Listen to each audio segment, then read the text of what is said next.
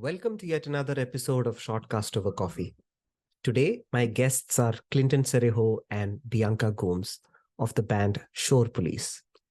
The duo have composed music for notable recent movies like Jaan, Bob Biswas, and Dobaara. In this episode, I will talk to them about their work as a male female band, which is quite rare, and also their experience with popular projects like Coke Studio and various ad jingles. We also talk about Clinton's associations with A.R. Rahman and Vishal Bharadwaj and how early exposure to Western music influenced Bianca's career. Please do like, share, and subscribe this channel as it will help us get such great guests on the show. For all the audio files, do check out the show Shortcast Over Coffee on top podcast platforms like Spotify, Apple, etc. Now, without further ado, let's dive right in. Hello, we have Shor Police duo with us, Clinton and Bianca. Welcome to the show. Lo- Hey, Hi Bala, nice to meet you. lovely to Lovely to be be here. here. Yeah. Awesome. So Shore Police has had an interesting journey. It started off around 2018, is that right? And now it's been 5 years. Uh, how did it all start? What was the seed that germinated this idea? How did you guys meet? Actually, we met many years ago, way before the lockdown and 2018 and all of that stuff. I think maybe like about 20 years ago. Am I right? Yeah, absolutely. Yeah, because Clinton used to do a lot of commercials at that time. And I think we met through common friends about 20 years ago. We were doing some gospel stuff together. He would bring me on to sing in little ensembles, also for ads at the time when he was doing a lot of advertising. And that's pretty much how we started working together. But it sort of got into, I think maybe Coke Studio was. Yeah, I mean, I started calling her to do a lot of jingles and stuff, and then we did Coke Studio, right? Yeah, That was in, I think, 10 years, 2012. 2013, I think. Yeah, 2013. Because, I have such vivid memories of that Coke Studio because that was the year or the week that I landed in the US. And I still remember the day that I landed. The very next day, that is, I was jet lagged and I just turned on the laptop, and that was the day when Ao Balma had released. And then obviously you had some of your we'll get into that. You had some of your songs released that year as well. So awesome. So Coke Studio was when you guys started to collaborate and sort of work together, is it? I mean, even on Coke Studio, we didn't really collaborate, but I mean, in terms of songwriting, but that was the first time that episode sort of kicked off the realization that we worked well together. So I think that was where the small, we were like, oh, okay, we work well together. So we should think about taking this further. And after Coke Studio, we formed Anantal together with Vijay Prakash, which was one of the most exciting projects I think I've ever done. And I think I speak for Clinton as well. It was a world music project, which was just, I mean, something that we never expected it to turn out the way that it did, because each and every song was just so unique in terms of its songwriting, identity, everything. I think Anantal, we're really proud of it, really proud of our album. So I think that's when we started. I don't know, you want to talk about what happened when I would come in for Anantal sessions? Yeah, actually, so I mean, basically, the idea was that always knew of her being a fabulous singer, and I was like very often would call her for jingles when uh, the vibe suited her, her voice or whatever. And we ended up working quite a bit on a few jingles and stuff. And so as a result, when I was working on Coke Studio, I had finished 5 songs. And I was looking for that sixth song, and that's when I remembered a jingle that was lying on my hard disk for a period of 1 year because it had got bounced by the client. And that's a jingle that she had sung for me. It was a very bizarre kind of script and a film. So the lyrics of that jingle were, "You think I'm crazy, but I'm not. When I close my eyes, the lights go out. all that stuff, lie awake in my head. Fireflies, was Fireflies. That was the first, not Your Secrets. Fireflies in my head, and that Firefly was because it was a telephone commercial, and it was something to do with this dormitory, and every all the boys were passing text messages while pretending to be asleep. So they were actually chatting with each other. Every time someone would send a message or receive a message, that person's phone would light up. So if you saw the dormitory from the top view, it looked like there were fireflies because like one phone was lighting, the other phone was lighting. A very interesting film. And the director happened to be a very close friend of mine. I'll tell you why I'm speaking about him, because when we speak about Anant, I'll speak a little more about him. But essentially, that jingle got bounced by the client. Probably it was too forward thinking or whatever. But uh, that jingle was just lying on my hard disk for 1 year, and I pulled it out one afternoon, and I just um, started composing the Hindi side of the Hindi, suffix of that melody. And it really, that's what became Mojena, and became this cult, thing. This became this massive, almost Bond like kind of cinematic song. And that's when I called Bianca back and I said, listen, I don't know if you remember that jingle you sang for me a year ago. Now, well, it's going to be a whole song, and it's going to be on Coke Studio, and, would love it if you could just come down and sing it. And when she sang on Coke Studio, I mean, it was goosebumps right through, right? I mean, it was one of those things where uh, it just was made for her, that song, in a sense. And I think that's when we kind of decided to start working a little more together. Vijay Prakash also, had sung another song with me on Coke Studio called Banjara, and of course Sonu Kakkar did Madari, and so we started a band called Anantal with Vijay Prakash, Bianca, and me. In fact, Sonu was potentially going to be a part of it as well, but then she was pursuing a lot of solo stuff at that time. So it ended up being the three of us, and we did this album. And now the same director who had this, shot this jingle that that it became Mojin, and the same director happens to be a very close friend of ours. I mean now, and he decided to direct our first video we shot for 5 days in Ladakh, and the video of Inayat, which was our first single as Anantal, was an amazing experience. And I think that project um, led me to actually discovering Bianca's other side. Like, besides her being a singer, I discovered that she's got an amazing sense of melody, songwriting, and also very forward thinking production ideas. Sometimes they were diametrically opposed to my own.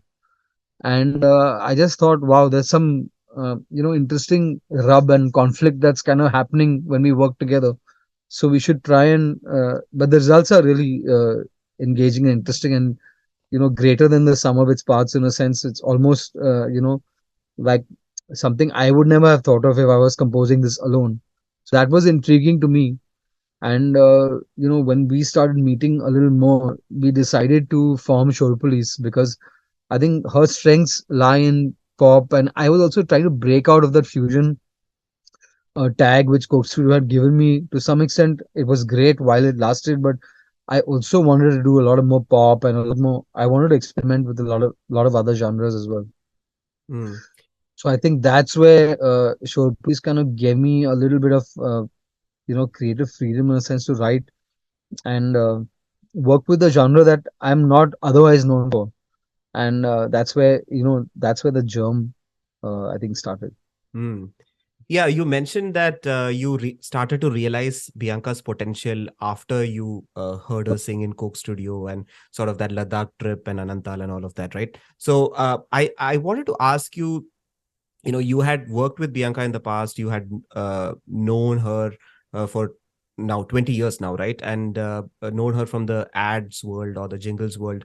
Um, Do you think the jingles, the 60-second jingles or the 1 minute, 1.5 minute jingles sort of does not let you understand the full potential of a singer? And is that too short to sort of explore all the possibilities?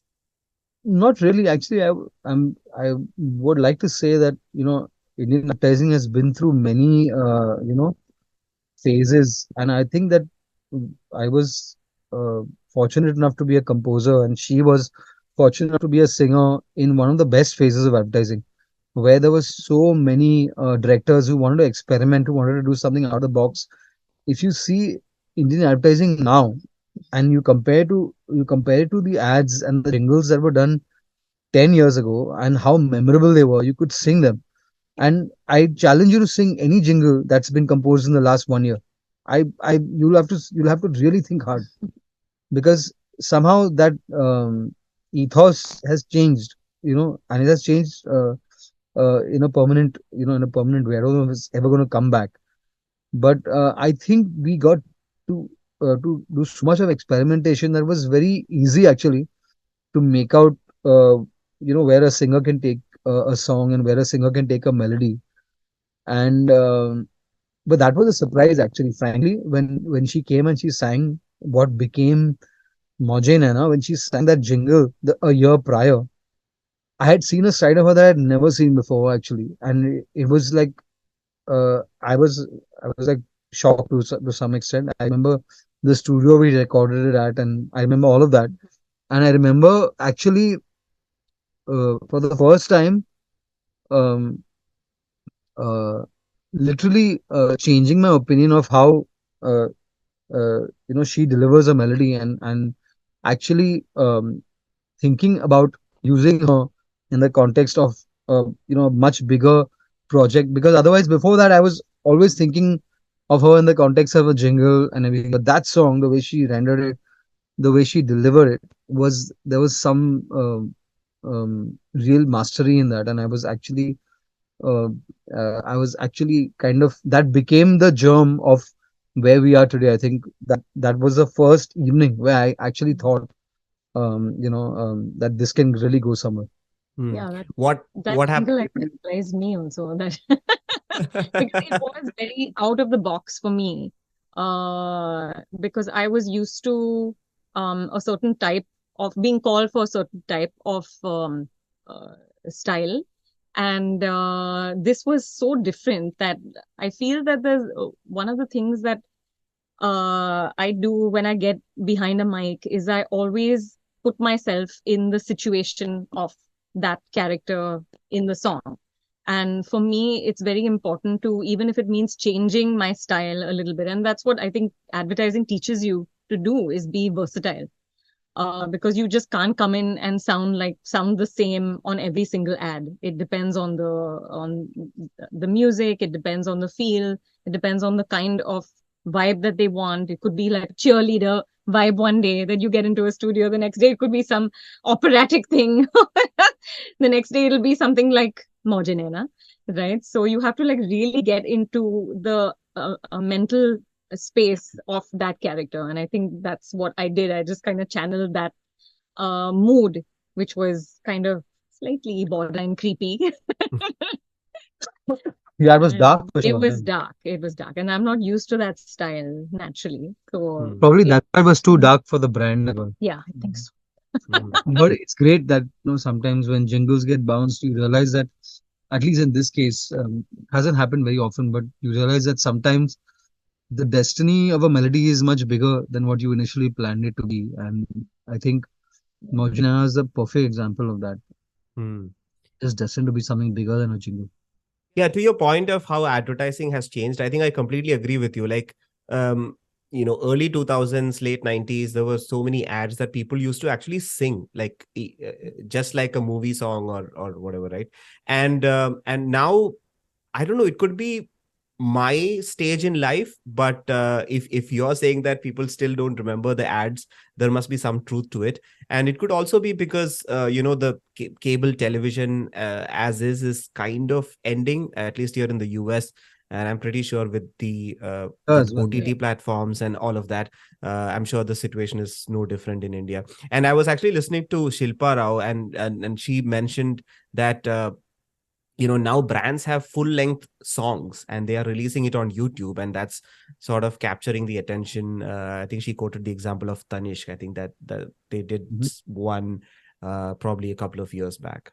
So yeah, advertising is changing as well. So you mentioned about Anantal and what happened to it. I know you mentioned you released an album and then people just parted ways, busy lives. Yeah, pretty much. You want to talk about it?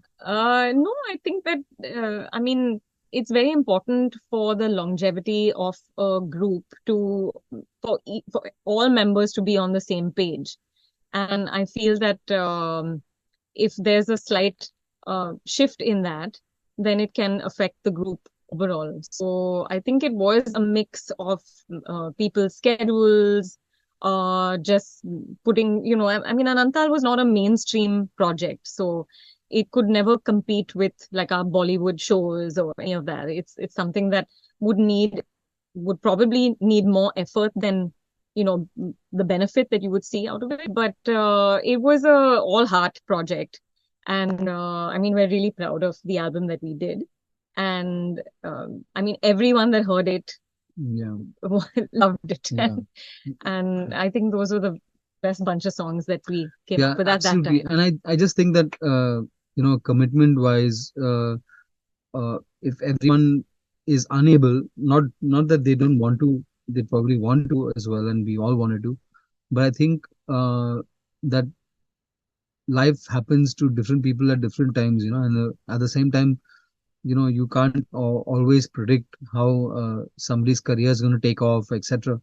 So it just felt like uh, for us specifically, because of the fact that Bianca spent a lot of time with me during Anantal, and she was a little more present than I would say than Vijay was, and Vijay was able to be because of all his reality show stuff that was happening in the South, and his constant touring, etc. So we kind of found ourselves working a lot more as a duo as opposed to us being a trio, and at the same time it kind of let us explore each other's strengths and weaknesses as composers. So it just felt organic for us to just put our efforts into something which can probably speak equally about both of us as composers. And I think that's what Shor Police became. It became this um, uh, uh, kind of um, project that you know had potential to be larger than just one album, or it had potential to do many different things. And I think we're just beginning to scratch the surface now of all that stuff. Hmm. Yeah, and the creative industry, be it music or movie making, it involves a lot of I would say comfort zones, right? And a lot of people who know each other and have known each other for a long time tend to work together, and people sort of say it as cliques or nexus or caucus or whatever. But at the end of the day, it's comfort. It's about how both of you know each other. And so what I wanted to ask you is that when you're producing as a duo and when you were producing an album as a trio, is it pure friendship or are there contracts? I just want to understand how this works. Like, are there legalities involved when it's more than one person involved in a project? Uh, I think usually there should be, at least when it comes down to like brass tacks. When you're actually writing, everyone meets in the studio, and there's always that bhaichara, and there's always that friendship, and there's a lot of great vibes. But I guess once the pleasantries are over, it's important to specify, and it's important to lay down certain things. And I think that uh, if you're working with people who are reasonable, then I don't think there's ever an issue as far as that is concerned. Unless things go south, and you start seeing differently and you don't see eye to eye and whatever, and then obviously things can get ugly. And but I don't think I've ever been in that kind of situation, especially with musicians. Yeah. With production companies and all, that's a different story. Yeah, there you gotta really be on your toes most of the time. Yeah. And even then, it's very hard to kind of get even one clause in that, is in your favor. At least in India, especially, it's Yeah. very, very hard because contracts are very, very one-sided. I'm sure Yeah. it's like that in the It is West the as well. same here as well. I mean, we all saw what happened with Ticketmaster, Taylor Swift, and the whole music label versus creator debacle has been going on for a Yeah. while here in the US as well. So yeah, it's no different, and I don't think it can be any different because it's just the big players uh, who take most of the cut. But let's come back to Shore Police. We'll get to this a little later. The name Shore Police, how did you come up with the name? Is there a story behind it? Well, we have Clinton's wife, Dominique Cerejo, to thank for that. She also coined Anantal, by the way. So since she was doing so well at it the first time around, it's obviously play on the game that we all, our childhood game I'm sure you played it as well, Shor Police. So, and Shor, of course, is noise and it goes with with music and all of that. So it was the perfect fit for us. Yeah, because it was a fun. We wanted a name that wasn't like Anantal is this very serious musical. He's got an intense vibe because Tal is rhythm, of course, and Anant is infinity. So it's the perfect name for a fusion kind of jazz fusion project. Whereas we wanted this to be very different. We wanted it to be funky, fun, and something very current, very young. And so I think yeah, Dom thought of this, and we were like both, yeah, that's amazing. It's a great name. Yeah, it's an exciting name. See, and we always get this question, how did this name come about? Yeah, I couldn't link it to Chore Police, but Really? now no, yeah, I thought, yeah, maybe it's just I just never thought in that Fairly direction. obvious. Yeah. I know. Okay. You've been living there for too long. See? Yeah, I don't know. I just did not tune in that frequency. Maybe, yeah. Okay. But yeah, great production. I specifically love Channa Mereya, and it has reached 4.4 million views. What was the idea behind Channa Mereya? I Feel It fusion. When we thought of doing the song, of course, we kept in mind the lyrical content as well. And we realized, oh my God, if we switch this from a ballad to anything else, people will either love us or hate us, right? Yeah. It was that kind of thing. So it was a bit of a gamble. And we're so glad that it paid off because I feel that it's so unexpected when it gets into the weekend song that people are just like, whoa, like we didn't see that coming. And the bed for it lends itself so beautifully for the bed of the next song, which is the weekend one, that we just love the combination, and I guess that's why it shows why it's done so well. Yeah, Yes. extremely good production quality. And Clinton, it's you want to even- add? No, I'm just saying that it's years old, but very often when we do our, gigs for like, if you're playing for someone's wedding or something, we'll get that, request for that song, specifically that particular mashup, because people have really loved. There's something very organic about the way the songs fit together. Yeah, and we tried to do that actually we tried to do it with the mashups that came after that as well, because we wanted to keep it always unexpected. Yeah.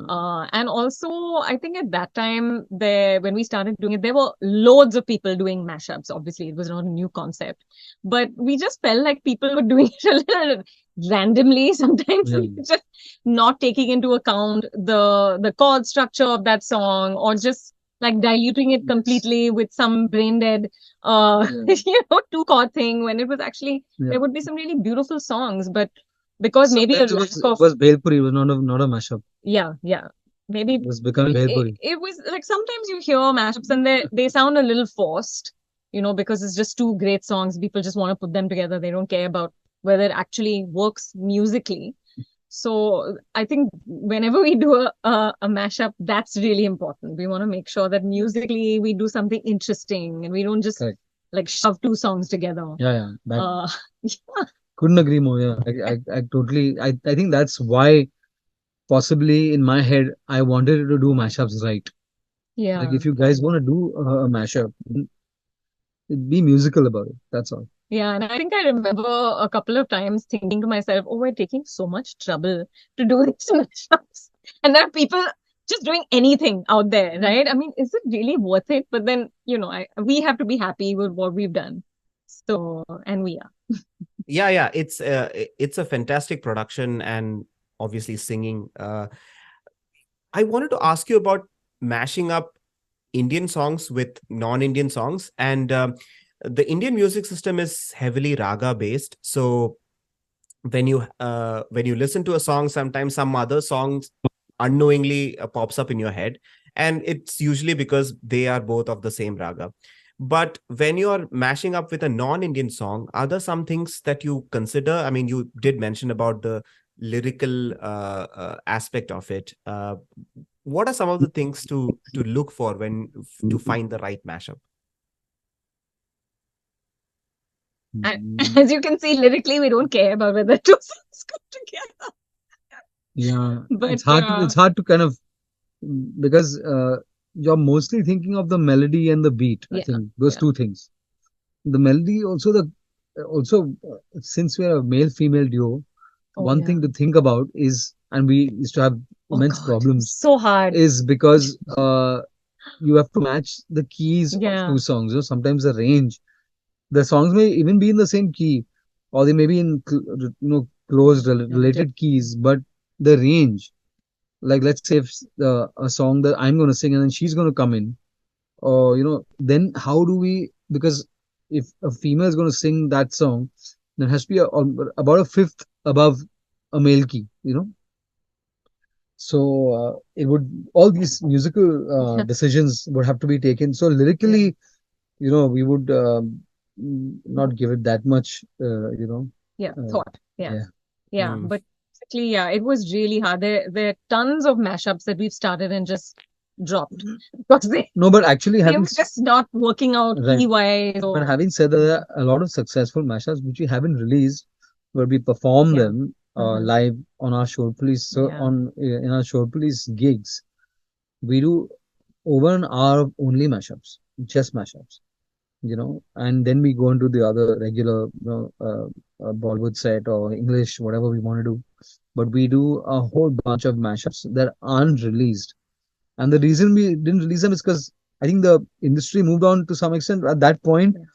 when we released those, there were a lot of covers that everyone was doing online, etc. Then the trend became to do more originals. So a lot of people just started releasing original music. So we decided not to release those, Yeah. to represent us on YouTube. We perform them, and they go down really well. Hmm. Yeah, I think after 2014 is when the whole independent music scene really jumped ahead in India. Coke Studio was the reason. There was Music Mojo in the south, and there was actually a channel called Rose Bowl in Kerala that promoted a lot of independent musicians. Before that, it was just Bollywood, and obviously there have been some notable mentions like the Colonial Cousins, Falguni Pathak, and so on. So when you started Shore Police, did the fact that YouTube was so popular play a role in that, or you would have started it anyway? Have you ever thought about it? No, I think it definitely played a rather significant part because we wanted to. We also thought of what would it sound like if we twisted songs around and did them our way, not the way that everyone's been doing it. And I think YouTube was the main platform at that time. Like Spotify and all that were very not the way they are right now, where streaming is so big. Streaming wasn't big, and it was all about YouTube. So your YouTube numbers were pretty much the only thing that mattered. Even Mhm. Insta wasn't as big at that time. Yeah. Insta was just about getting a little bigger, but it was all about the YouTube numbers back then. Like I think like 4 or 5 years back, YouTube was this one thing that if you did the YouTube numbers. I think now it's reached a stage where YouTube has become more information based, and so you would, you know, podcasts and like, you getting all your information on any subject under the sun from YouTube, but you're not consuming music so much on YouTube. You're consuming music more on streaming and the other platforms for that. But back then, yeah, you're right about YouTube dictating, a lot of creative decisions, and that's how it was for us as well. I mean, I don't think we even thought about, am I right? We didn't even think about where do we take this beyond putting our music out on YouTube? Yeah, Are we looking at this as a live act? Are we looking at doing an album? It was just, let's see what happens. We just yeah, put it on and then take it as it comes. And then the gigs started flowing in and things yeah, just, they just changed. The scene changed, of course, yeah. like you said. We started doing originals after that because that seemed to be the trend. So, Yeah, we also started composing for films actually. I don't know if you, yeah. Yes, yes, probably. absolutely. I was gonna get to that. The So let BGM for me not jump Dobaara. the gun for the question. No, no, yeah, I was gonna segue into working doing the BGM for Dobaara, and also Janeja. I don't know, Janeja was a duo or was it just Clinton? How was that? Was it? It It was. was It Shor was. It Police. was Yeah. Short I Police. was Yeah. Shor Police. Okay. For And some reason, credits on Wikipedia say Clinton. So that's okay. Okay. But yeah, that was a Short Police film. So the thing is, I think it started with just one song actually. With like pretty much started with Januna Bob. from Bob Biswas. Actually, it just started because Dia Ghosh uh, wanted a very Billie Eilish kind of song of that vibe, and I actually called Bianca and asked her to come on board with me to compose that song because we had already started writing so much as Shore Police, right? And I was doing the film on my own, but that song turned out pretty cool, and then Dia thought it would be great to have her on the rest of the film as well. And yeah, I called her on board, and like the Bob Biswas turned out so good. And Hmm. before Bob Biswas, we had actually done another film called Blind. So Blind, although released much later on Geo Cinema, it's the Sonam Kapoor one. So that film kind of went a little under the radar because maybe promotions were not, you know, adequate, etc. But the soundtrack was something that we were really happy with in terms of the compositions that we were allowed to do by the director Shom. Shom is such a cool guy, and Dia was as well. Dia being Sujoy's daughter. So working with Shom and Dia, it kind of gave us a certain sound. And Gaurav Bose, who's the producer of Janeja also, and Dobara as well. So Gaurav loved the songs of Blind so much that he actually got us to meet Anurag, and we drove down to Pune where Anurag was shooting, and we actually met him, and he also liked the vibe, and that's how we composed that end credit song and did the score of the Bara as well. And And he also so easy to work with, actually. yes, We were, absolutely, yeah, we didn't know what to expect. but full freedom.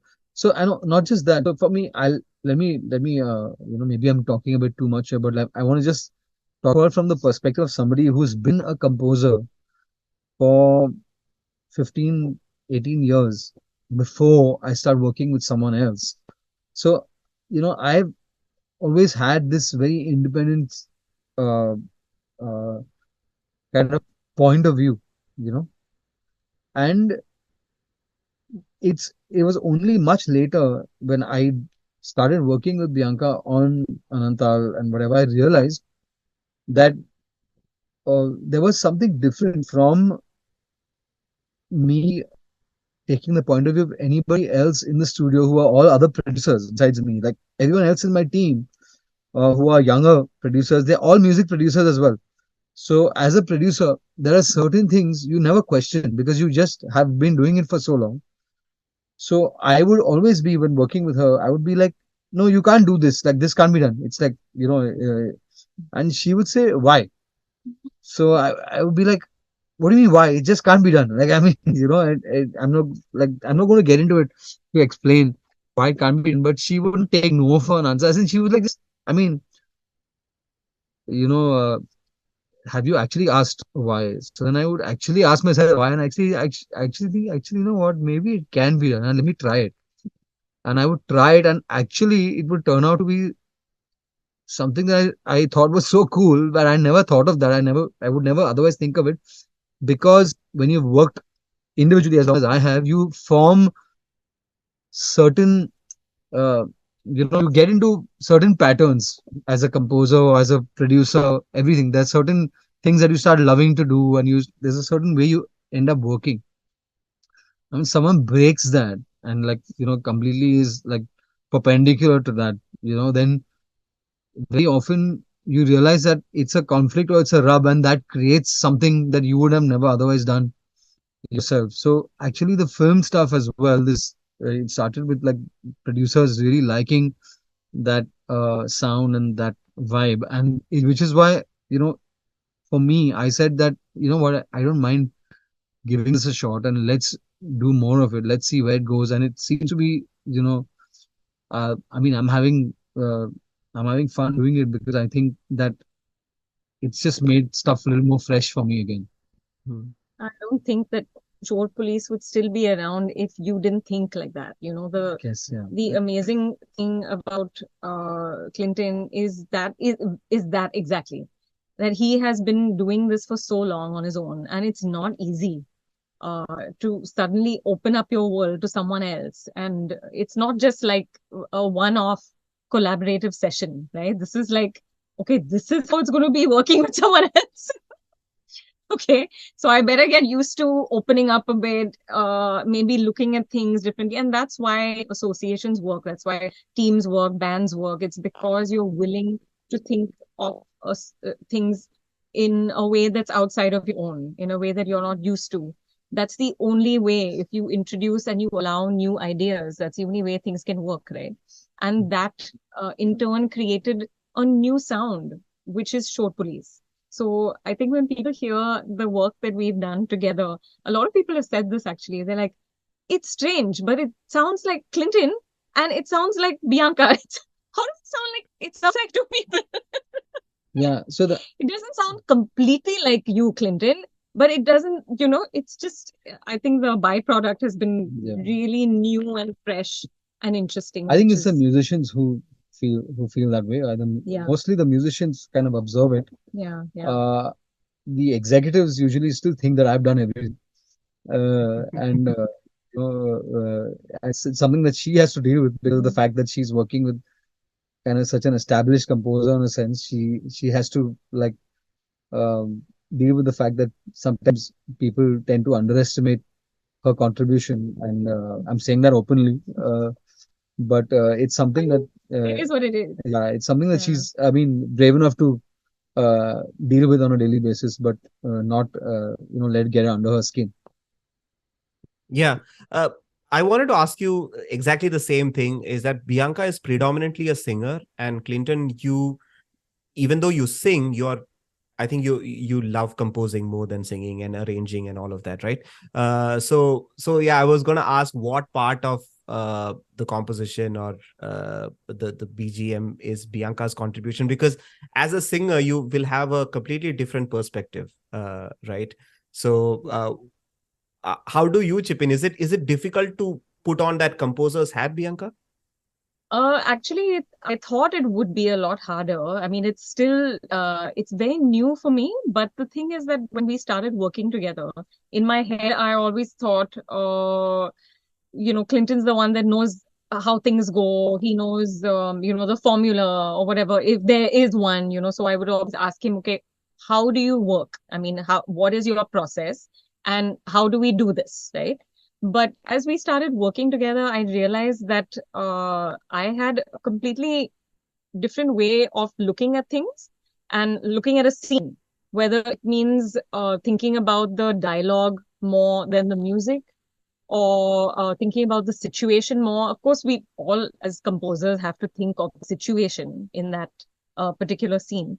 But I think for me, initially, it's less musical and more emotion based. So I'll think of a melody or think of an idea musically based on the mood first, or based on a particular dialogue that has just happened. So, I mean, for me, that's just what comes naturally.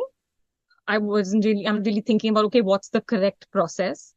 But as we've been working together, uh, Clinton also has realized that, oh, okay, that's not how I would initially approach a scene. So it's interesting that you are looking at it like that. So I guess there are different things that I have, that contribute to Yeah, so process. where I would um, uh, how I would comment on this is that I am a reader. Okay, so I read. I mean, I generally most of the time, if there's a film that's based on a book, I will try and I mean, I will mostly have read the book first and then be doing the film.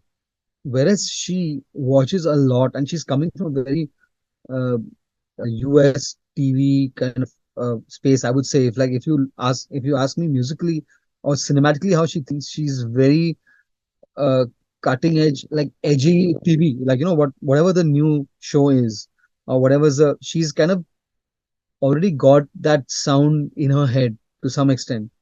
And I'm sort of more traditional orchestration, sometimes a little different way of scoring a scene or scoring something.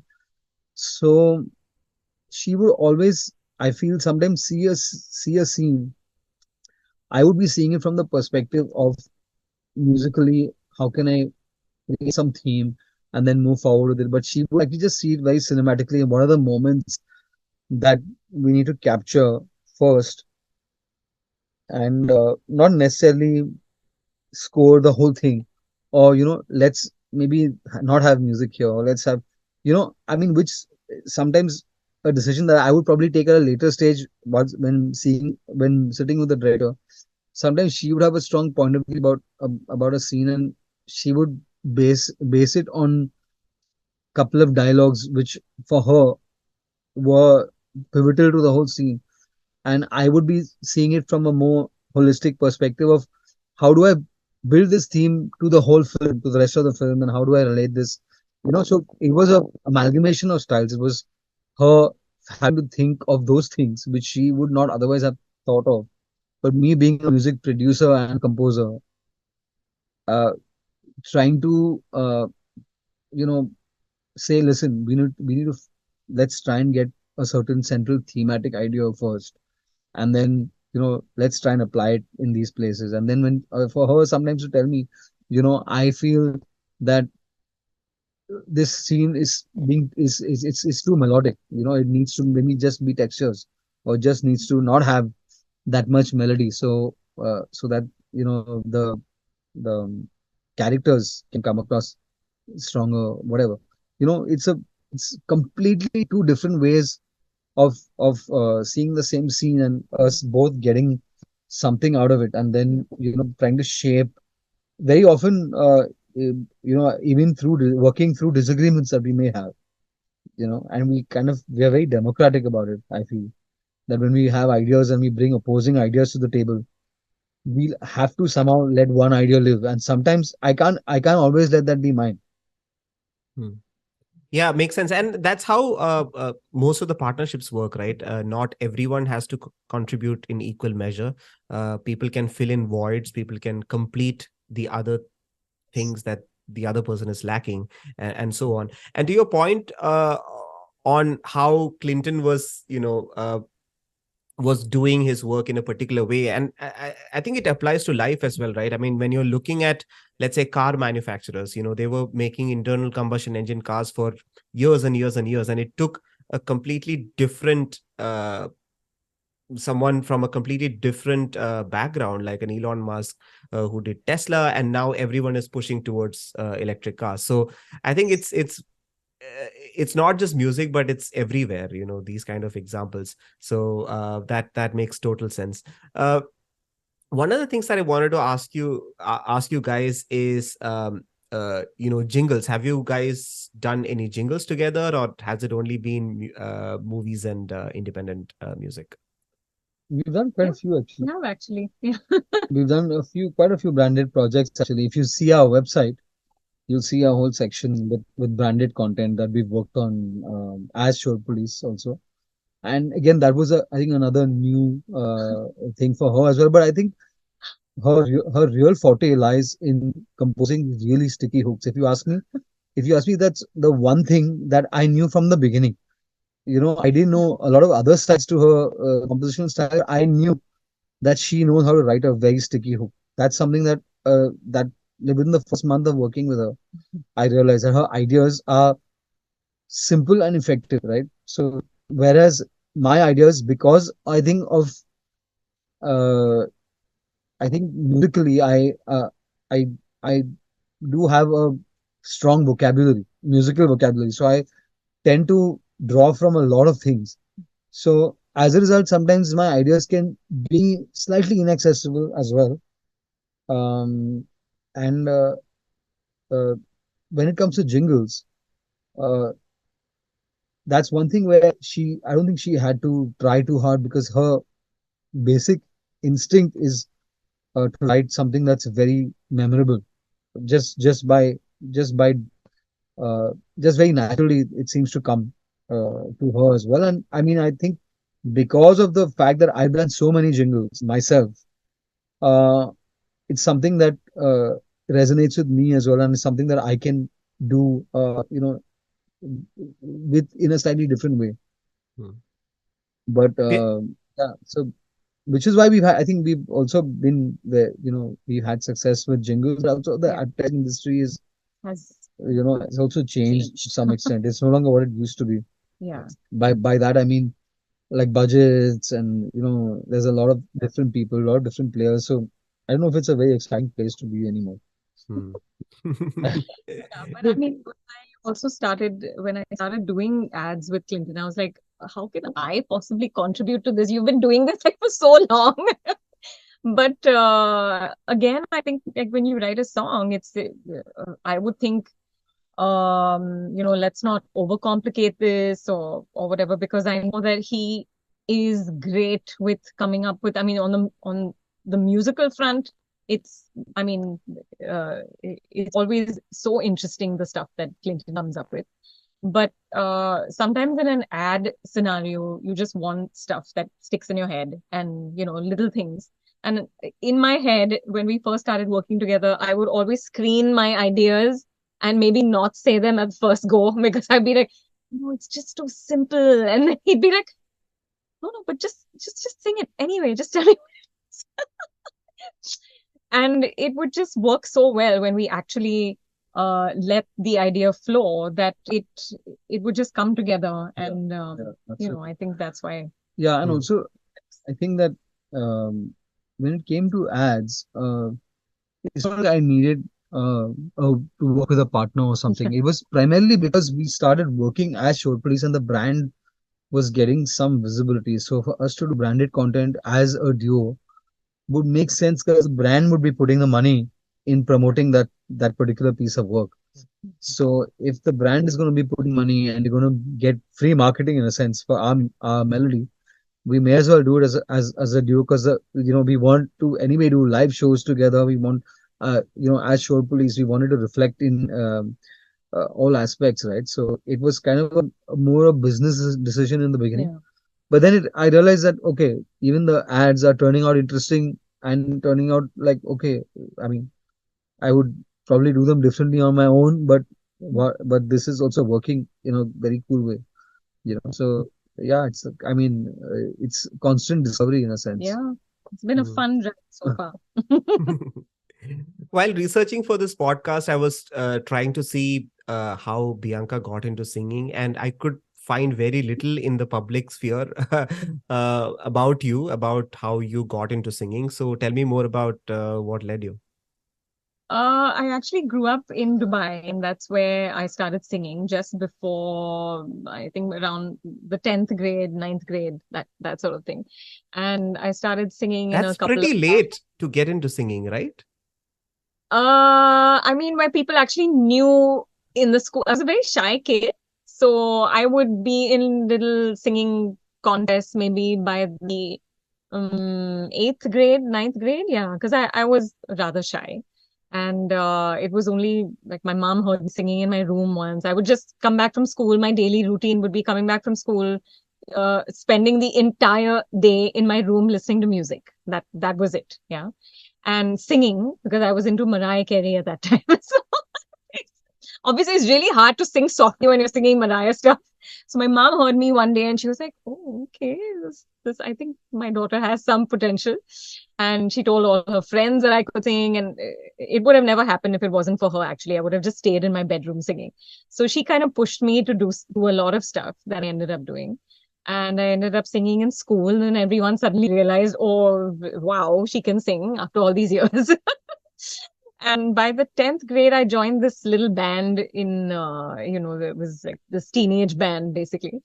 And after my 12th, I left Dubai and came back to Bombay, relocated with my parents. And I met a couple of people I didn't know that I wanted to go to college or no, because I knew that I wanted to sing. And by that point, I knew I was very clear, this is what I wanted to do.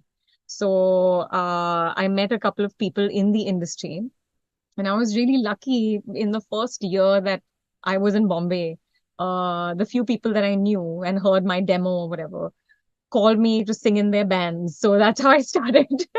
I started singing in bands, started traveling, and then I slowly got into the advertising scene. It was not really easy at that point because again, everyone had their cliques.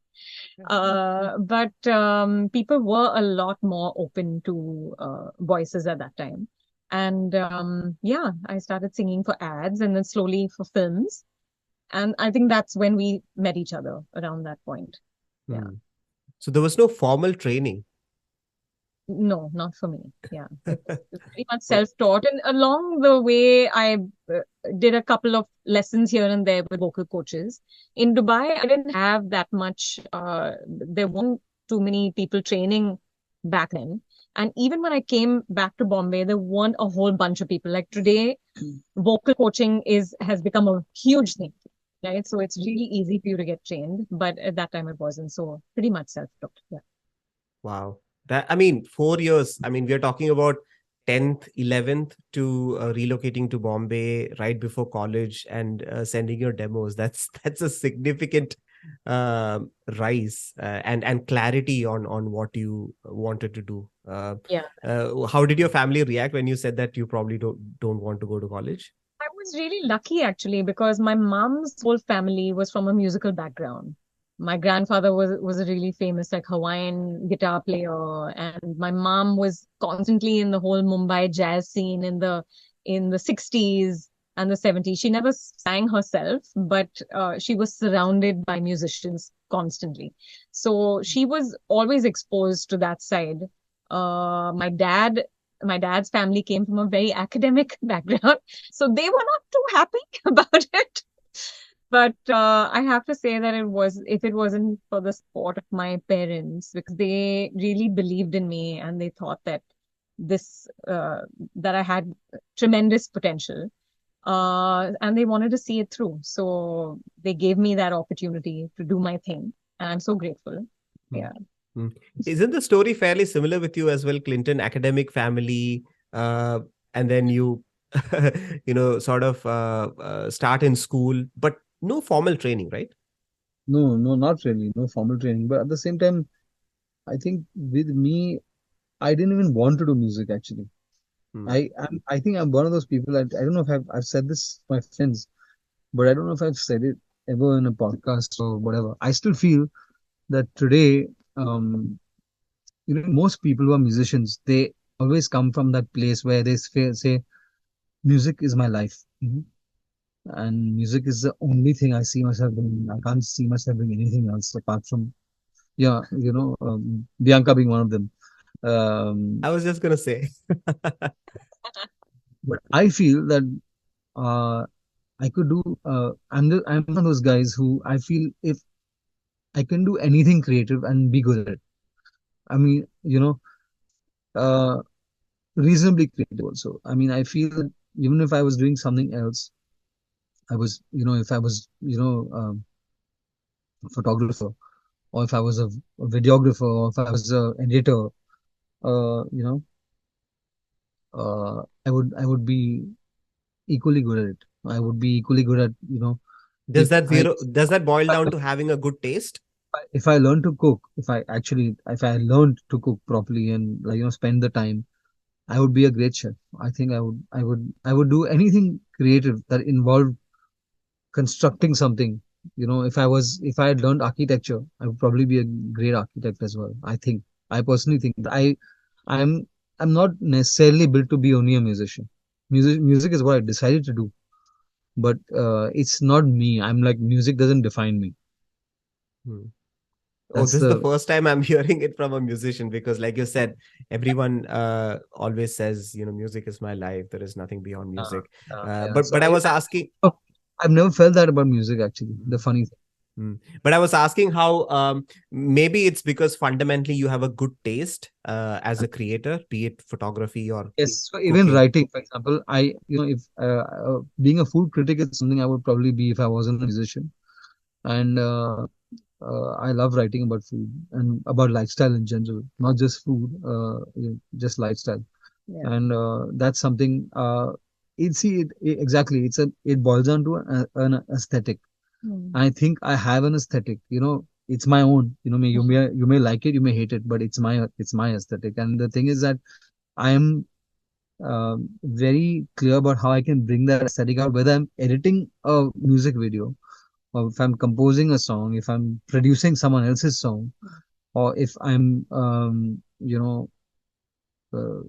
writing a food blog or whatever. I'm just confident that I will be able to bring my aesthetic out in everything I do creatively. Hmm. And you have done it with video editing, actually.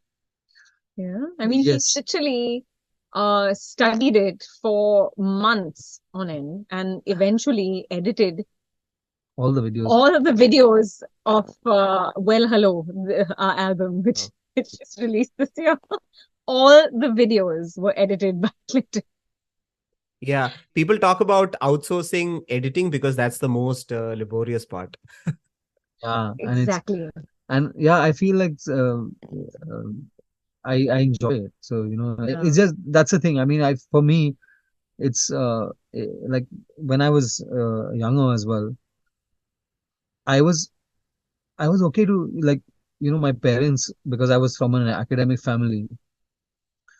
I never thought of music as a career. I was going to do my MBA, and now that's something that I feel is not really very creative. It's more, of course, it can be creative, but at the same time, it's very administrative, and I don't think administration's something that I'm that is something that I would ever be great at.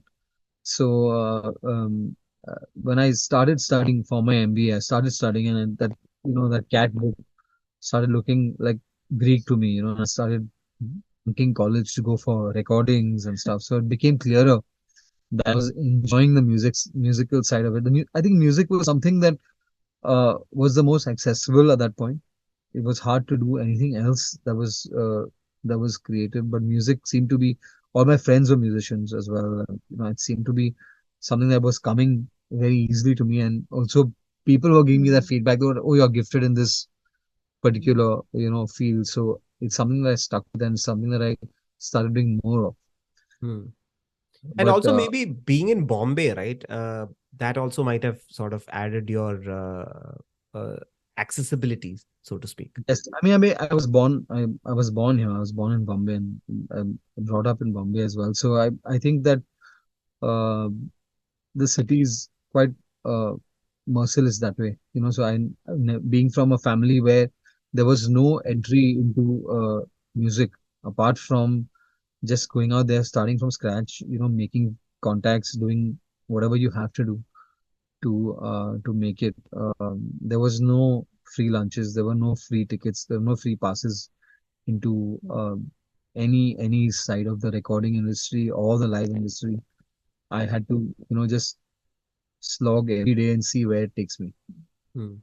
How were those early days like? Because these days, you sometimes send an email, uh, or there are requests on Instagram and so on. But giving out demos, was it just you recorded in cassette and just gave it to? My case, I was just a singer when I started, and I was in college, and I started uh, like I said, bunking college and going for backing vocal sessions. And those days we would earn like about 500-600 rupees a session for backing vocal session. And I I remember finding that earning 600-700 rupees when you're a college kid is a lot of money. It's a lot of money. So I remember thinking that wow, this is cool. It's a cool way to make some side income. But I was always studying and I was always also doing that. Um, but very quickly, the minute I started getting serious about it, after my TY, I realized, and in fact, my wife is instrumental in making me realize this because my wife Dominique was practically, of course, she had a head start on me. Most people don't know this because but she's older than I am by a significant amount of years. So she was already very, very established in the jingle circuit. She used to do 2, 3 recordings a day at that time, and I was pretty much jobless. So I asked her, "What does it take to be a jingle singer?" And she told me this one thing that always stayed with me. She said, when you get behind the mic, you have to knock their socks off. I remember her saying this one phrase, knock their socks off. If it's anything less than that, they'll never call you back. And I was like, wow, that's a tall order. In fact, it really made me realize that at no point when I get behind the mic do I knock someone's socks off. You know, I've never been able to do that. So I realized I better learn something else other than singing. Let me start learning arrangements, production, and I started teaching myself the keyboard and the guitar simultaneously, and whatever. I started getting more serious with my music, and I took a loan from her, and I bought my first keyboard. Actually, it was an XP80, and I used to spend a lot of time, in a very small house in Mahim, when I grew up with my parents, on just that one keyboard, practicing and trying to what trying to just make some sense of that thing, and uh, started what was like the basic building blocks of production. And uh, before I even met my first client for a song or whatever, I had probably done maybe 300-400 songs on that machine just on my own, just to learn a little more about it. And then one thing led to another, and I started getting more and more work as a music producer. And but essentially, it came from that thing of, you know, I need to learn something else. I might not be great if I was just a singer. I might not. This might not be very lucrative for me because I don't think, especially back then, because advertising was the main thing that people were into. The film industry was a very different place. So everyone wanted to be great at advertising. All the cool composers were doing ads, back then. Hmm. I wish So Dominique all those years ago, and she also told me that she gave me that advice because it took me quite a while to figure the scene out, because I didn't really I mean, I thought that all I had to do was like give my tape around or whatever, and then people would just call me. But it didn't work like that because I think when I started working with one or two people, and you have to learn how the business works. You have to learn how even whether it means how to sing behind a studio microphone. I knew nothing about, I just knew how to sing solos. I didn't know how to actually give the client what they wanted when it came to a product. Yeah, how to interpret this. Yeah, I had no clue. And that's something that I really learned along the way. I learned it on the job. I learned it listening to other singers. When I was in a session where there were like two, three singers and I was singing with them, I learned things like voice control, changing your tone, rounding your tone. You know, I had no clue. You don't know how to do these things as a solo singer. You only learn the stuff when you are singing in a group. things like singing with more air, less air, more tone. I had no clue how to do these things. And it's really exciting when you figure things out and you figure out your voice, and there are all these different sides to your tone that you never knew existed. And then it starts becoming fun. Till then, you're just like, why am I not getting work? You know? And I realized that it wasn't about the demos. I think at that time it was more about, it was just word of mouth, right? Someone heard your voice on a jingle and they liked it. Then they would ask around. They would ask the engineer that they were with, or they would ask, one of their buddy producers, do you know who sang on that? That's how you would get your next job, right? So it wasn't really about the sending out your CDs or your demos. Right. Yeah, a bit of a sidetrack, but because you mentioned jingles, did you guys get to know KK quite a bit? Because I've heard that he sang a lot of jingles, and I'm a huge fan of his. So, any memories with KK? More, I think your time and Dominique's time rather than mine. Yeah. Later. KK was a buddy. It was like, but also he and Dom were very, very close actually. They were, because they used to, I don't know how many, maybe countless jingles they've done together. I used to just like watch. In fact, with Ranjit Barot. Ranjit Barot was like the one of the top jingle guys at the point, and so they had a trio. It was KK, Shankar Mahadevan, and Dominique. And Ranjit would call these three, like, I mean, Dom would be at Ranjit's place maybe 3 or 4 times every week.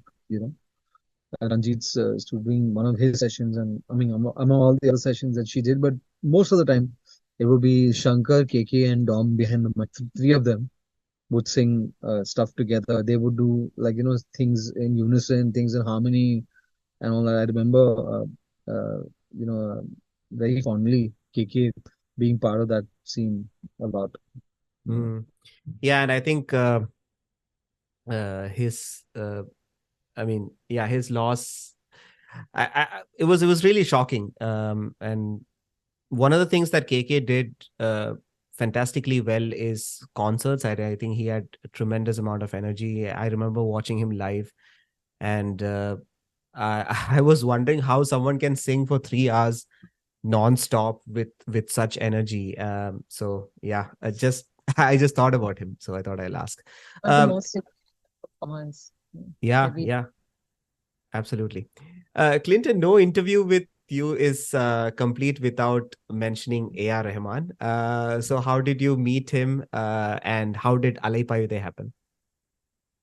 So yeah, that was another thing that just kind of,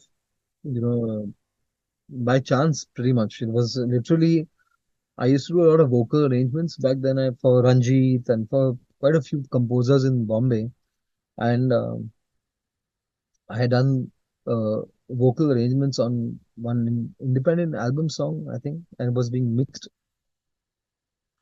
at a studio called 4D, which was in Prabhadevi in Mumbai, and it was being mixed in Studio A, and I wasn't even around actually. It was being mixed a week after I had worked on it, and AR was in the corridor having an evening snack, and the door was open. The door of Studio A was open. He was working in Studio B actually, and the door was open, and he heard the harmonies and stuff, and he came in, and he asked who's done this arrangement, and the engineer who was on that session, uh, he called me that night, and he told me that, you know what, AR was in town. I just want to tell you, I was mixing your song, and it's sounding amazing.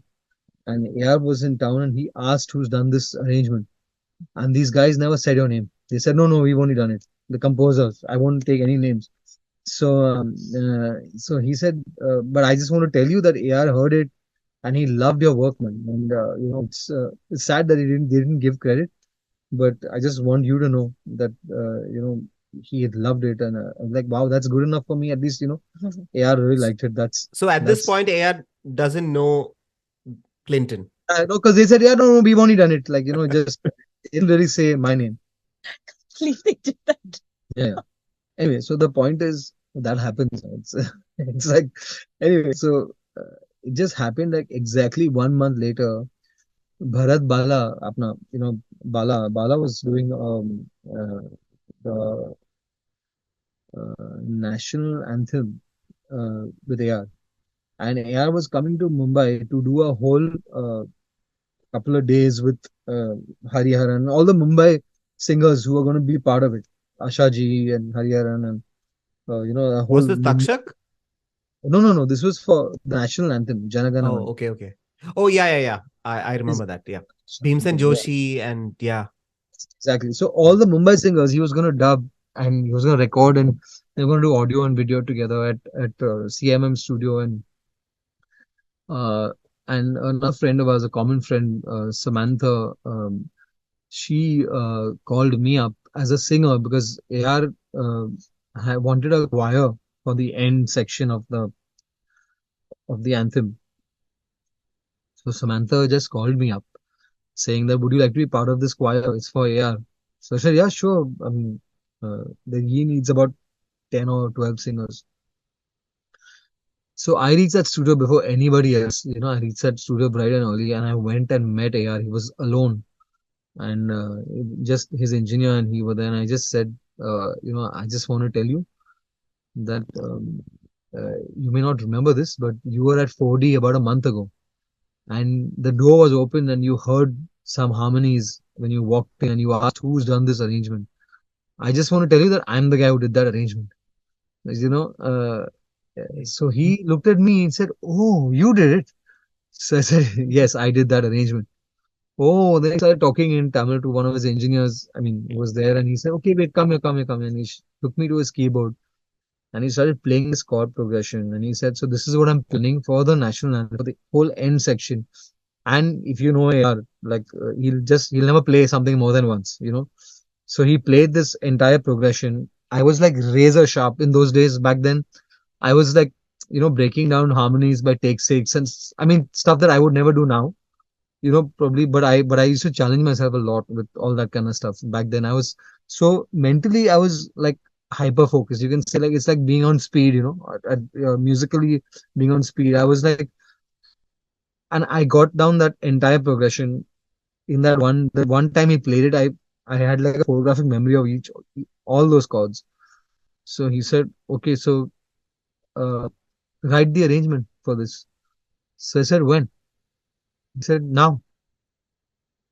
So I said in my mind, are you serious? Like I should have maybe not said anything, that I'm like I that I did that arrangement and all that, because now this is like if I don't do this, then but I just like whispered a prayer and I just started, and the singers were there by then. I started just putting down one harmony after the other and started building this whole big block of sound and in a way. And by the time I went back out and asked where AR was, because he was nowhere around, he said, the engineer told me he's gone back to the hotel. He's asked you to finish the song. He's like, yeah, he's saying he's loving what you're doing. So he's just gone back to the hotel. Just finish it. I was like, wow, okay. And then a week later, I got a call to yeah, come to Chennai to work on some project. It was Mudal one. It was Mudal one. And when I got there, I found out. And I ended up. I took clothes for only 2 days because he told me it's a 2-day trip. I ended up staying for 12 days and I had to go to the mall to buy clothes. And it was the first trip. Then after that, I kept going there. I kept working in Chennai, and of course worked on so many great projects.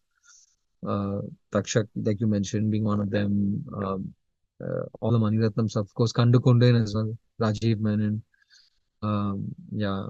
So yeah, it was a great time. It was a very fertile time, I would say. There was so much music happening in Chennai, and that I was a part of. And we got that comfort level where I would sometimes go to Chennai and find out that Aya's not even in Chennai. He's in London or he's in, LA. And Shiva, the engineer, would just play me the song and would fall asleep while playing the song because he was so underslept most of the time. So he would hit play and he would fall asleep.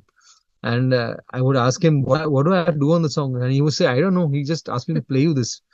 So then I would pretty much do whatever I needed to do. I would do some arrangements. Sometimes I would program some things on it, or I would call a guitar player. Sometimes once I called like three guitar players because I wanted like a trio kind of sound. I wanted them all to play something together.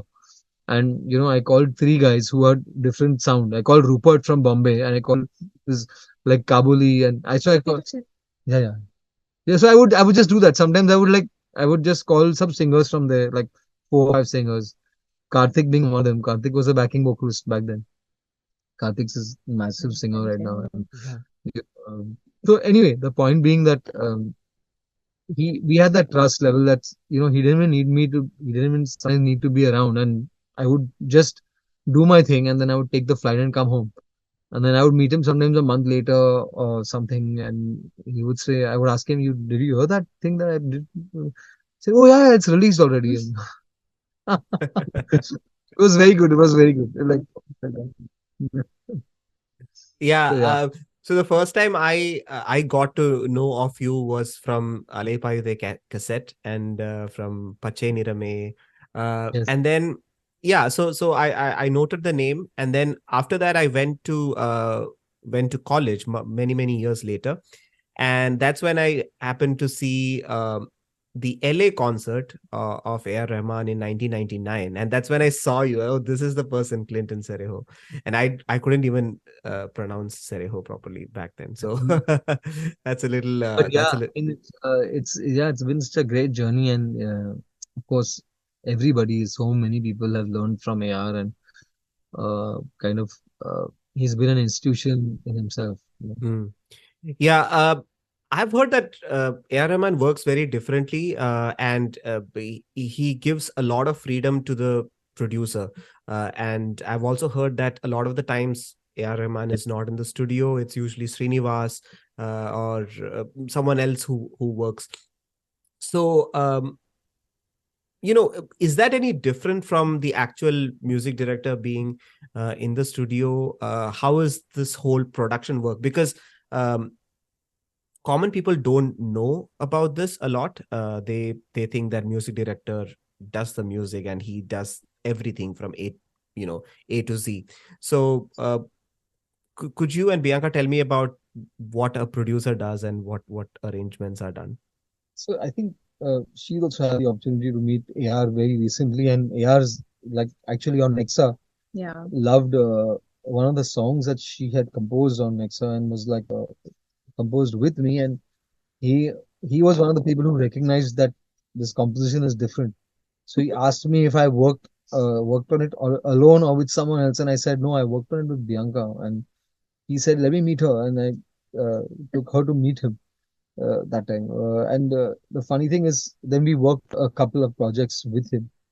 And when you, I think that AR, first of all, I think people need to understand that when you are in that seat as a music composer, your main job is people management, and your main job is first of all to front the project as that final decider in terms of what music goes down on the tape, what music goes down on the final product, and you are responsible for that.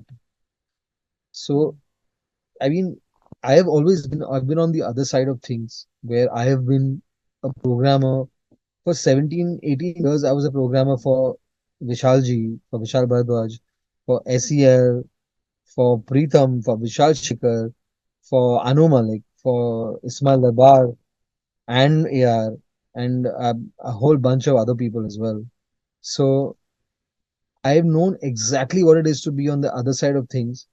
And I know what it's like to be in that position where the movie carries your name.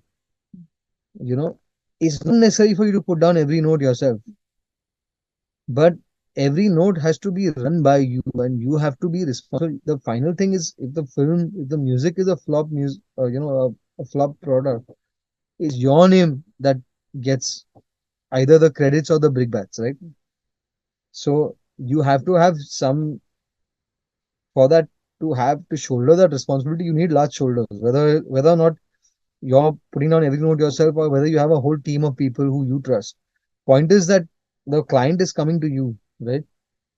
The client is sleeping at night well in his own bed, thinking that AR is doing my music or whatever. Clinton and Bianca are doing my music. It doesn't matter who's actually finally putting down the notes, and Yeah. you're shouldering the responsibility. That's what a music director is, and not everyone can do that. Yeah. Not everyone can do that. I mean, now that we've been working together on films, also there's with background scores, there are other producers that are working with us, that are working under us. But at the end of the day, even after all those pieces come together, we have to make sure that they're all cohesive Yeah. with the film. If there are bits that are not working, we'll actually rearrange them, or we'll sit down with them and figure out what needs to be added, or we'll redo them, but whatever it takes to make sure that it sounds like one whole Yes, thought. there have been times when a couple of other producers have worked on something and then the Yeah. directors have bounced it multiple times, and then Bianca and I will sit on that piece and get that cue approved finally, because finally the buck stops with us, right? Yeah. Mm. And I think with us also we make sure that the main themes uh we sit down and compose them ourselves, because we want to make sure that the building blocks of the score are quite strong and the foundation is strong, and that the other producers that are working on it along with us are very clear about but this is the page we're all on, and if we're not, then we all need to get there. Okay, because we all need to be on the same, we all need to know what the thought of the film is, the vibe of the film, and so that we can work together and then everything sounds cohesive. Mm. So Yeah. Interesting you mentioned Vishal Bharadwaj, and I think the work that you did for Omkara is stunning. I think it's one of my favorite albums of all time. Like every single song is so different. It's very unique, and I think Omkara was probably one of the first movies released in 2006, right? Which explored non-Bombay, non-Punjabi India. I think it was one of the first movies. Probably Ganga Jal also released around the same time, but that's sort of what made it unique. And the music was so different, so refreshing. Um, I can't even tell you how many times I have listened to Naina Thaglenge and O Saathi Re. I mean, fabulous, fabulous music, and I just wanted to mention that. Thank you. No, I appreciate that. And I also learned a lot from that. Another relationship was which I treasure even to this day is Vishalji and Vishalji and Rekhaji, and also Hitesh Sonic. Hitesh and me became co-producers on a lot of music for Vishalji after that, and it's a relationship that I think was another thing that we had a lot of conflict as two producers who had different styles, but a lot of great music came from that conflict, and I really appreciate those years that I learned a lot in that phase. Hmm. Awesome. Let's move to Coke Studio. We spoke briefly about Moja and Anna. How did that opportunity come to both of you guys, Bianca and Clinton? How did you sort of thought about? I mean, it's not a mere, it's not a small project, right? You did 5 to 6 songs with them, and 2 seasons, so 6 songs in each season. 6 songs in each season. Okay. So yeah, that's a relatively long project. So how did you go about it, and how did that opportunity come to you guys? I think it was just like they were looking for producers in season 2, because I think in season 1 Les Lewis had done Yeah. the entire season of Coke Studio, all the episodes of Coke Studio. And maybe at that point they decided to change the format. They wanted to each episode to be led by a different music producer, and they were looking at music producers. And I think that at that point I was quite well known because of my work with Vishal Bharadwaj already as a music producer. So since this was a music producer led series, they reached out to me, and I kind of took that opportunity and ran with it in a sense, because I think the first time ever in my career I was given a blank page. Otherwise, I'm so used to as a session artist having a brief when doing jingles. Also, every morning, what is a brief? It's the first question you ask, right? Your client, or even if there's a film song, what is the brief? You ask your director. There's always a character for you to compose to. There's always a situation.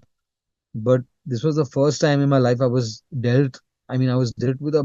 I mean, I was given a blank page, and there was no brief. So I had to like ask myself, what is my brief to myself as an artist? The first thing, I have to first look, inside, soul search, and find out what I want to say as an artist. That's the main thing. And everything else is just execution. Everything else is easy for somebody who's got facility as a composer or as a producer, which I did have a lot of facility by then. Once I figure out what I want to say, it's easy to say it. But to figure out is the hardest thing, because every day I'm working with a brief, I'm working with something, somebody else tells me what to say. So I don't know what to say. I was blank. Half the time I was like, I had to literally say no to a lot of ads in that time. Hmm. And I had to say that, okay, I'm going to come here, I'm going to sit in this studio, in this room with my keyboard just like available with the piano sound or whatever. And I would be on Facebook, I would be doing something else. But I would have that keyboard open at any given point, that if an idea would come, I would be able to play something. And literally, for 35, 40 days, I just did that as an exercise, where I just came, I would sit down, I would not take up other work, because I had to like isolate myself and ask myself, what do I want to say as an artist? I did not know that. That was the main thing. I did not know. And then the inspiration came, and that's when I started working on those songs. And then I called them for the first listening session, and they were blown away and they loved it. And then I was able to develop the ideas. Hmm. It was Just want to pause you there for a bit. When you say they, I want to understand how Coke Studio works. I mean the guys at MTV, because MTV was handling that properties, so it was the creative team at MTV that was taking all those calls back then.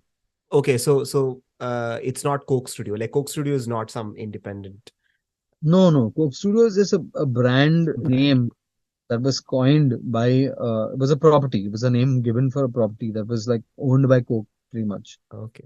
So Coke Studio is not any particular place. A lot of people have that thing that, "Oh, where is Coke Studio actually?" We shot at Reliance Media Works, so we could have shot anywhere. We shot at a basic film studio. So Coke Studio is just like the name given to that property. Hmm. And how was your experience like, Bianca? Just First of all, I love every single song on that season. It was on the episode that you did. It was just incredible. The songwriting and the choice of vocalists for each of them. So I was more than happy to be part of this exciting project.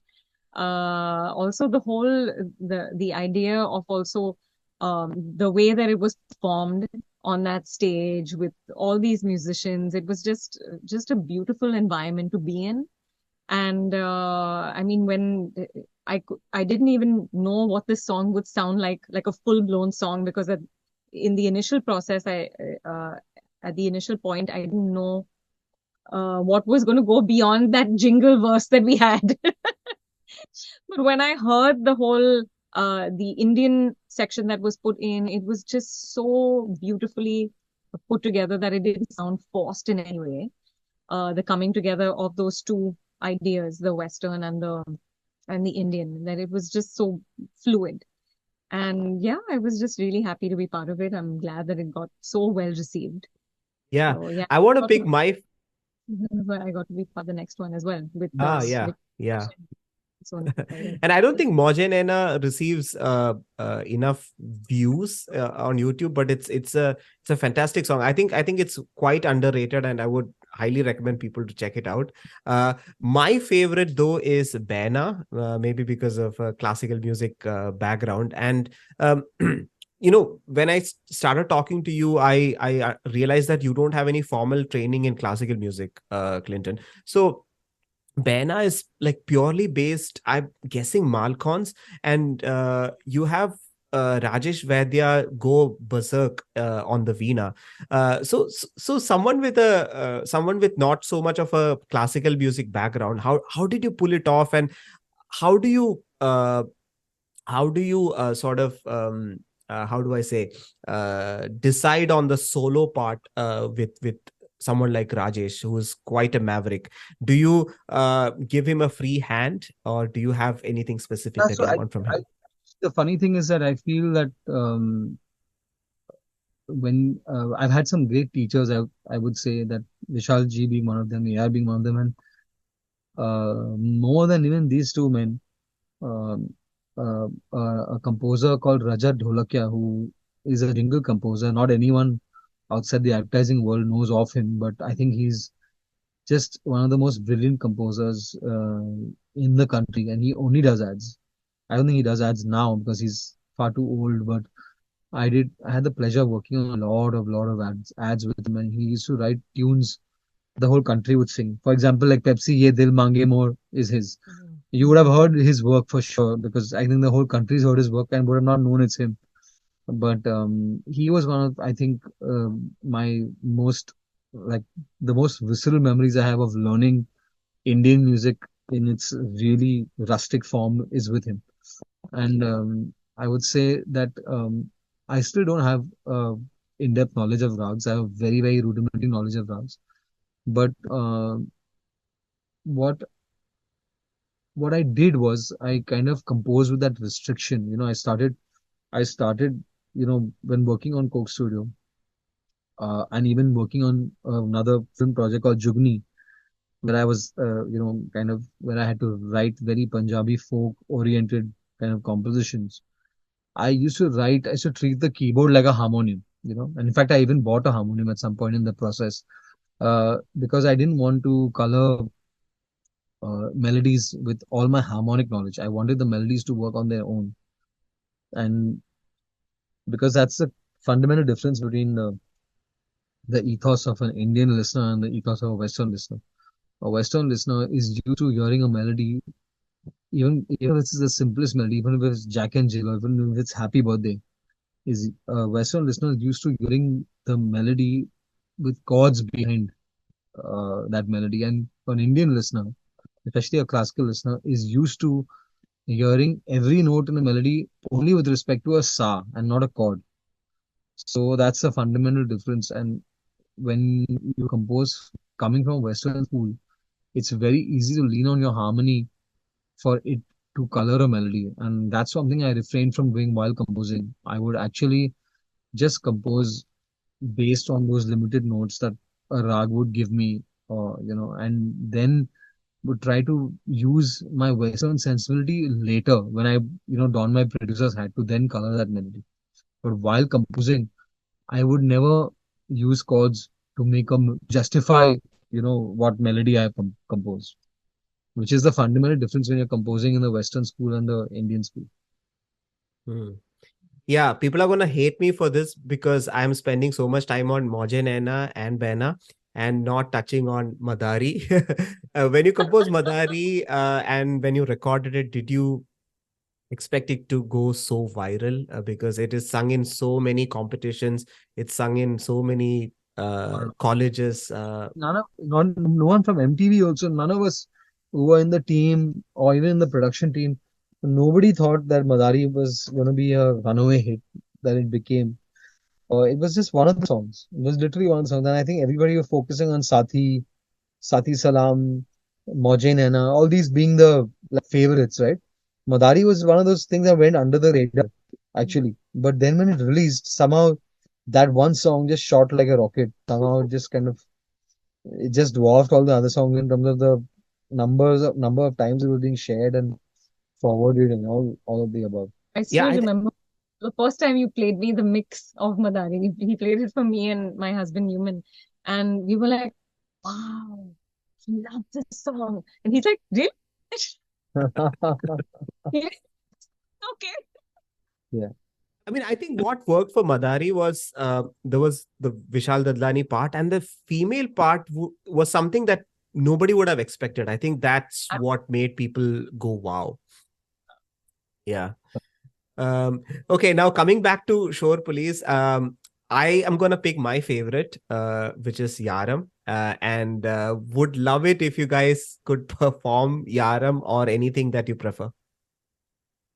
Okay, so we'll do one of our songs from our debut English album actually called Well Hello, and it's called Over the Wire. Over the wire, yeah. Shall we do that? Yeah. Yeah. 1, 2, 3, 4. Try to take me down. I won't put up the fight. Cause I'll be with you now. Beyond the night.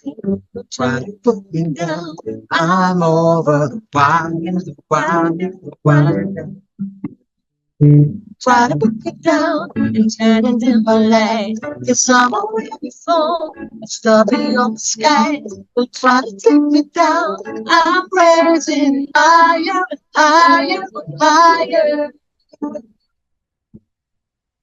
Awesome. Thank you so much. That was really good. Vayan, you should, to everyone listening to this podcast, please check out our debut English album. It's called Well Hello, and it's available on Streaming, all your everything. favorite streaming platforms. Please check it out. Yeah, and I'm glad the with the arrival of Shore Police sort of coincided with Spotify getting big in India. At least the later part, because Spotify, I know it took a while to come to India. Yes. It Yeah, It, it took a while. I think at least 7 8 years, because I still remember people sharing their Spotify playlists and all from Europe and Sweden and Mm. whatnot. And then I was like, oh, when is it going to come to India? Yeah. But glad that No, I it did. mean, And yeah, and so glad. now there is Ghana and Savan and all of that as well. So it's a good time. It's a great time. Yeah. There is, I mean, it's a great time, but the flip side is that you just can't hear everything because Mm, there's so much content.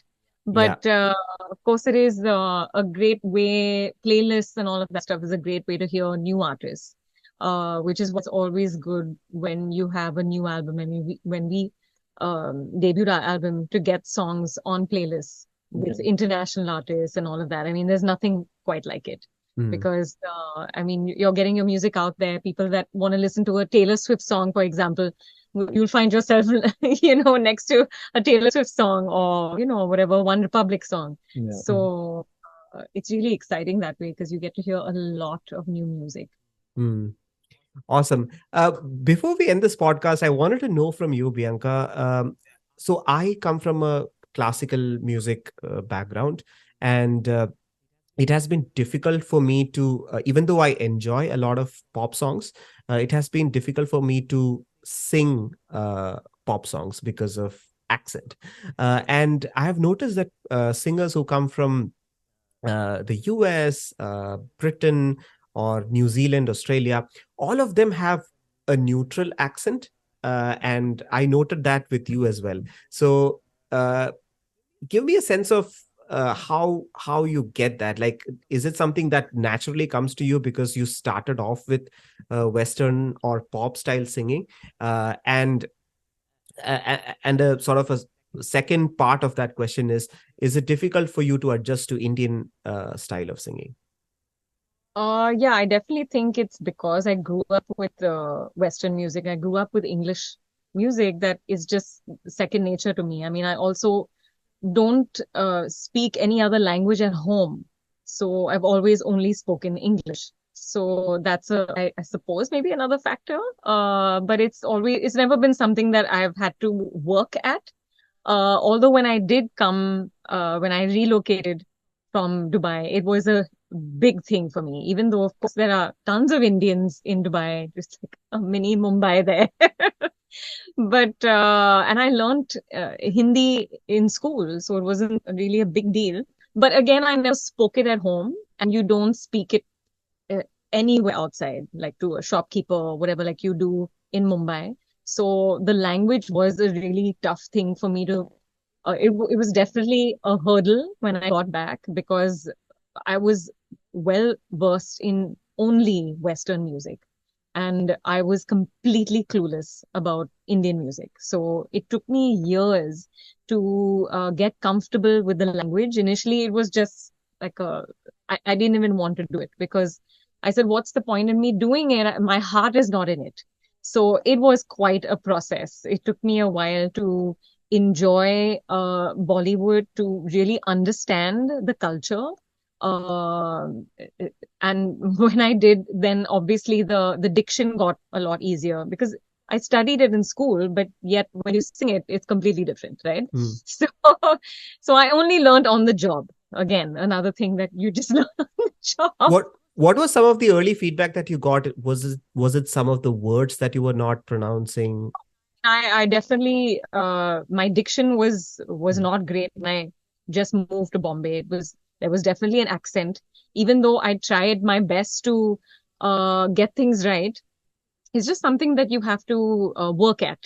Like any other language, I suppose. For me, it's weird, but Hindi was like that. It was like having to learn like a Spanish song or something and sound authentic in it. So it took me many years of just, I think it comes more from listening. The more you listen to Indian music, the more you listen to the way they say certain words.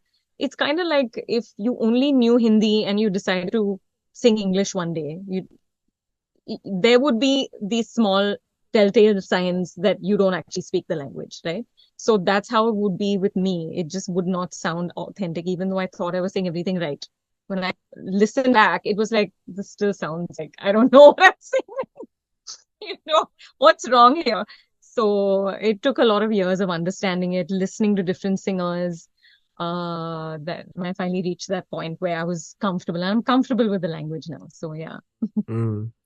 Yeah, that's fantastic. Because I've noted that when people speak from different countries, even though they are all English-speaking countries, there is a distinct accent that comes with it. But when people sing, it's fairly neutral. So just wanted to get an idea of how you do it. Um, okay, so final question for the two of you. AI is taking over the world, and we all saw what happened with Drake. There was an AI generated song of his that was a crazy hit. How do you see all of this going? Hmm? Not the AI versions of Arijit and KK. Yeah, yeah. uh, Pretty amazing. What did you think of it? I don't think it has reached to the level of perfection yet, but I think probably 8 to 10 months down the line, it will get there. And I constantly see Modi ji singing "Channa Mereya" and whatnot. So as I want to sort of get into the mind of a creator and like, what are your thoughts? Like, uh, you know, uh, You're just losing it right now. Okay. right? Okay. Like suddenly within I don't know, I don't know when did Chat GPT come? Late December last year.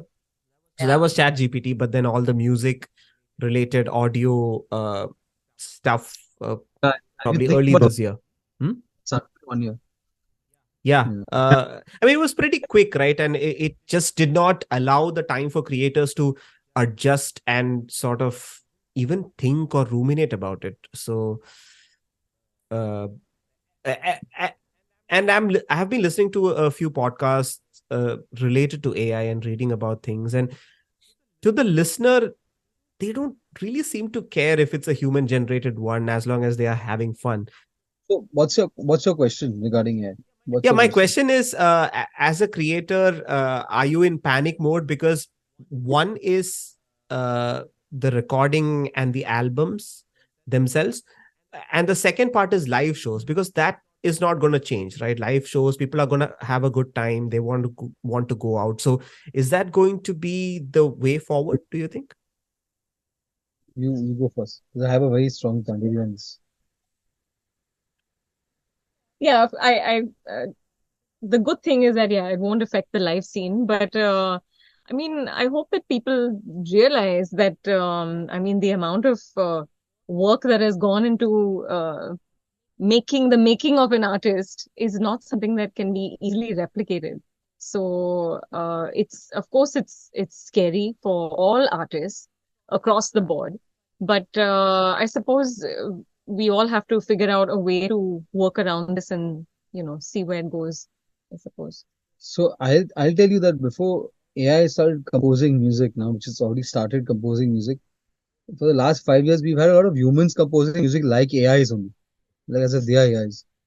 Because they are working with GarageBand loops. They're just taking one loop, taking one, like Cubase chord progressions. Cubase gives that whole chord tree where you can, Mhm. like, if you drag and drop a C, then it'll give you an F Yeah. or a B flat, Yeah. or it'll give you permutation combinations or an A minor Relative. Yeah. songs that can go after that. And a lot of people are making music like that. That's true. So why not AI replace those people? I'll be very happy. Hmm. Let AI replace all those guys, because frankly, they don't deserve to be making music. They don't know the whole language of music, and they're just making music. And frankly, that's what's flooding the market. The market is not being flooded by greatness. The market is being flooded by it's harder for you to spot greatness because you're trying to find a needle in a haystack. Yeah. So if Mediocrity is everywhere, yeah, pretty much. AI actually like renders all these guys jobless, then you know what will stand out? The one person who has a point of view. That's true. That's what will stand out, and that's the only one person that will still be making music. That And is an that's interesting waiting take. for Yeah. that day. Yeah. That is an interesting take because, yeah, it will sort of do this vetting thing, right? That it's going to take off all the people who are almost 80% doing exactly what AI is doing now. So that makes Musical, total sense. musical riffraff. Yes, in a sense, honestly, I feel like that I'm actually waiting for AI to get smarter and get smarter than all these guys, because it will not never get smarter than the real musicians. It will never get smarter than the real musicians. Hmm. Yeah, that's a very strong statement, and I'm glad you made that because, yeah, I always wanted to know from a creator what they think about it. And honestly, I don't think live shows are going to go away because people are always going to want to go out and have a good time. And we saw that in the pandemic. There was heavy investment made in technology. Everyone was thinking that they would go remote, but people do crave for a good time and camaraderie and all of that, and that's the only way we all can grow. But Bianca, Clinton, thank you so much for being on the show. It was fantastic talking to you, and all the very best for Shore Police, and really looking forward to all the albums that you guys come up Thank with you in the so future. much. Thanks for having us once again. Yeah, it's been a pleasure, and thanks for and off the record, just want to ask you very before you conclude, we noticed that you have so many people from so many different walks of life on this podcast. So, like, what makes you tick, and what makes you like so interested in such a varied, diverse subject matter on your podcast? Yeah, so I had different interests growing up. So I was interested in cricket, I was interested in food, and over time, I just invested in consuming content, not just through YouTube, but I mean reading and all of that. So I have a fair idea of, like you said, Clinton, earlier, that you have that creative knack, and that you can figure it out, be it photography or cinema or cooking. So I had interest in a lot of fields. And when I say interest, not in doing it, but in getting to know what is it all about. So I always wanted to know why a certain thing is a certain way, and that sort of took me into a rabbit hole. So then life happened, college and work and all of that, and then I realized that I was not doing anything about it. So I thought I'll start a podcast and talk to people from different walks of life. And what that has helped me is that has helped me get a lot more knowledge in different walks of life. And not just that, when you're reading an article, you are only reading what is written, right? You can't counter question, or you can't double click on some of the things that the article says. But this way, because it's conversation, um, I'm getting to sort of grow as a person as well. And I hope the listeners are as well.